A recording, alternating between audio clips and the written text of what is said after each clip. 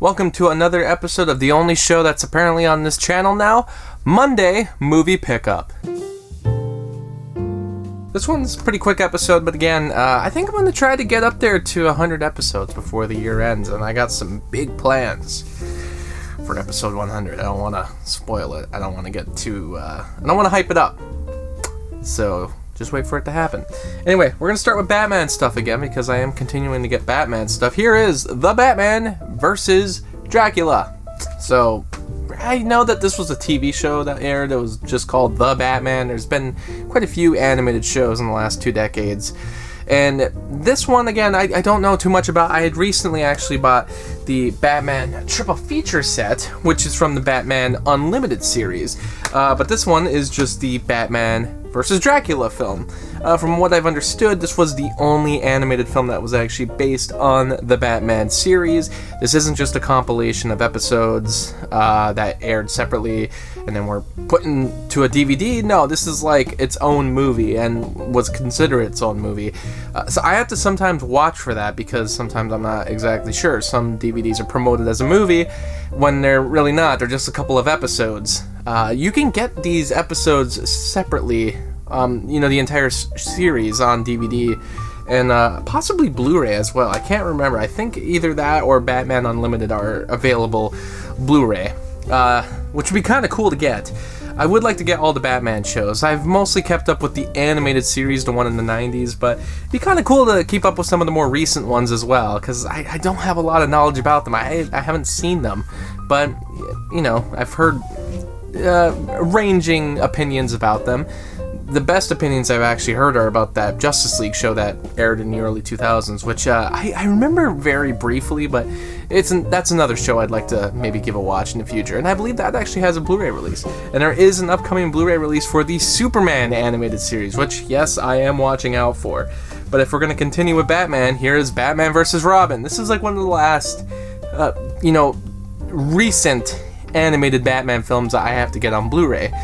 There's a new one, I believe Death in the Family, and then The Long Halloween Part 1 and Part 2, but after that, I think I got most of the DC original animated movies, which has been a wild ride because some of these are not even considered DC animated original movies. Like, it's not part of the DC animated universe, or some other ones that are just spin-offs. Some of them are one-offs that aren't done by the same studio. I don't know. It's all over the place, but basically anything with Batman in it, I'm trying to track down. And as of now, I am almost up there with all the titles that he is the main character. At least his name is in the title. There's a lot of Justice League animated movies out there, so...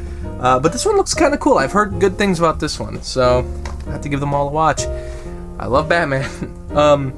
Now we go to the Paramount Presents line, which I have become addicted to. This is the 4th release they did. This is Flashdance, which I've never seen, and it seems like this movie is more notable for being an 80s, iconic film, but it's not nearly as popular, I don't think, when compared to something like Footloose, or, some of the other dance movies that kind of came out at the time.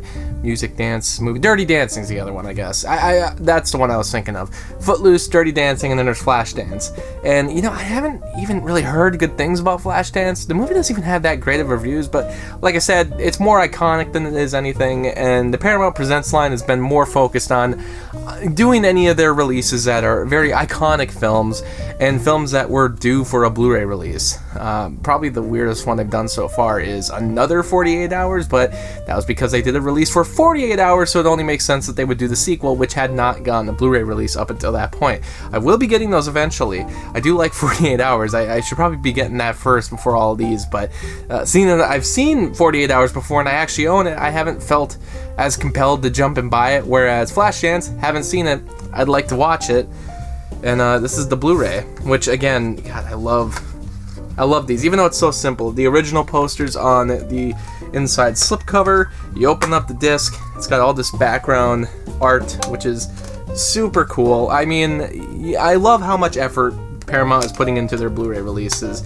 I've said it many times in the last couple weeks, but Paramount really putting a lot of effort into Blu-ray, putting their money into Blu-ray, which is it's great to see as a collector. I also have your Ghost, which I have seen most of. I don't know if I've seen the entire film, but I've had this on VHS for a couple of years. It was worth finally getting an upgrade on. Of course, it had been available on Blu-ray in the past, but Paramount Presents re-released it on Blu-ray. I don't know if there's any differences between this transfer versus the previous transfers. I can't believe they got away with that poster. That's a whew. And it's funny because sometimes for all this promotion, all this artwork you see, you kind of forget sometimes that Whoopi Goldberg is in the film and is actually kind of a big part of the film. But yeah, this is such a cool release for this film. This movie's pretty cool. Like I said, I don't remember if I've ever seen the entire thing, but I've definitely seen the beginning, and I definitely remember the ending. So maybe I have seen the entirety of it, but it's been so long, and you know, it's worth to watch again. It's a movie that when I remember seeing the snippets of it, it looked kind of cool. It seemed pretty cool. Can't go wrong with Patrick Swayze. So some Paramount Presents line. Oh, that was actually the fourth. No, that's the 8th Paramount Presents release. Flashdance was the 4th one. Ghost is the 8th one. So you will see more of those in the future. Right here I have the Warner Archive collection of Night at the Opera. I don't know why that was so hard for me to say. Marx Brothers, and I have the Marx Brothers release that was done by Universal of all their Paramount films, and now they got A Night at the Opera. There's a couple other films that are owned by Warner Brothers that I don't know if they'll be getting a Blu-ray release anytime soon. I'm not even sure if a lot of them got DVD releases, but this one definitely had a DVD release in the past, and it was about time it hit Blu-ray. I mean, this is considered one of their most popular, iconic films, even though as far as it being a Marx Brothers film, people have differing opinions on that. They say it's a great film, they say it's a funny film, but it's not really the humor of Marx Brothers. If you want something like that, you gotta kind of go to their earlier films, like Animal Crackers, or especially Duck Soup. I mean, I've seen Duck Soup, and that is a hilarious movie, but I'd like to check out A Night at the Opera just because it's considered so iconic, so important, and you know, I gotta imagine that they're still funny in it, even though it's kind of a different style of humor. It's a different style of story.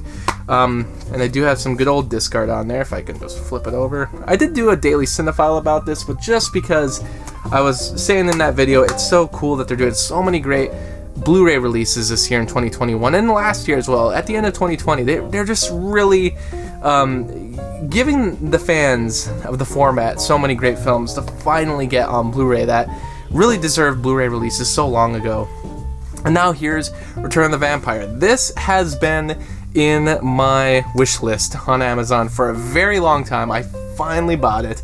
Been meaning to get this film for a long time. As a fan of Bela Lugosi and early horror films like this, this is kind of like the lost Universal film, in that it wasn't released by Universal, but it had Bela Lugosi, and it's him as a vampire.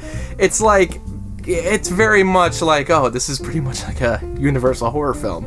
And yeah, I've been meaning to see this for such a long time, but I mean, I might even watch this tonight. Be a perfect time to. I mean, we're in the October season. I've been watching a couple other, not really horror movies, but definitely like spooky movies. You know, movies that kind of have Halloween aspects to it. And this one would definitely be right at home with that kind of genre. Films that have a lot of the icons of Halloween, of the season, the October season, and something that's considered old school horror anyway in this case. So, The Return of the Vampire, Bela Lugosi, finally have a nice, beautiful Blu-ray copy of this. And a lot of special features too. Commentary. There's 2 commentaries. Oh, there's 3.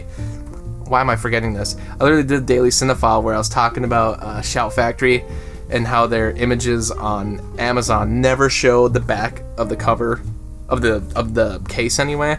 If you go on Amazon, you will always see just this image from Shout Factory or a slightly turned version that shows the spine, but they never show the back of the Blu-ray case. For some reason on Amazon they won't do that. They'll do it on their website, but not on Amazon. But I forgot while doing that video, I actually had read in the details of the disc that this release has 3 commentaries. For some reason, Lee Gambin, Gary Don Rhodes, and Troy Howarth. So, I guess I'll have to watch this movie 4 times. You know, 1 without the commentary, and then a couple more times with the commentary, 3 other commentaries. I mean, it's only 70 minutes, but that's a lot of commentaries for one film. And then we have, last but not least, the coolest release of all. This is Africa Screams. Abbott and Costello. I have very few films left to get in the Abbott and Costello collection, because most of them I bought through that Universal collection that they had of all their films they did with Universal, including some of the horror films that I actually already owned previously on different releases. So I own these movies several hundreds of times, basically, at this point.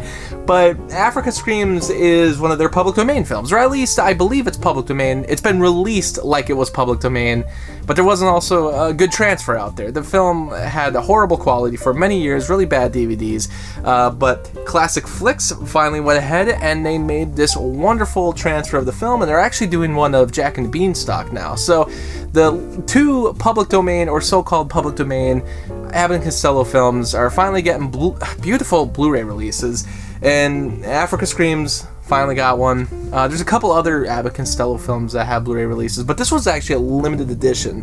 So I don't know how many copies they have of this left, but when I saw it on Amazon jump in price a little bit, I went to their website and saw it was still the original price. The original price is still kind of pricey for a Blu-ray, especially for a film like this, but to me it was worth it to finally complete the Abbott Costello collection, especially in the future when they finally do Jack and the Beanstalk on Blu-ray, and I get the other individual Blu-rays, which, by the way, Abbott Costello only did so many other films outside of Universal, so there's not too many other films to get. And that's why I thought, okay, it's worth it to pay this price, because I'm never going to get it for less than the original listed price, especially if it really is a limited edition. So I don't know if they're running out of copies. I don't know if the jump in price on Amazon was a mistake, but you can get on their website right now for the original price, and at least in limited quantities. Like I said, might not be limited, but they're promoting it like it's limited. Well, that's it for this week. Not too many things, but I still had a lot to talk about, and, well, I guess we'll see you next time. Thanks for watching the video, and special shout out to Lauren, Anthony, Anna, Kirsten, Spencer, Lucas, Ryan, and Robert for supporting me on Patreon. By joining my Patreon, you can get exclusive blogs and videos, and for just $7, you can get your own monthly movie review. I hope you stick around, cinephile, and have a happy, productive day.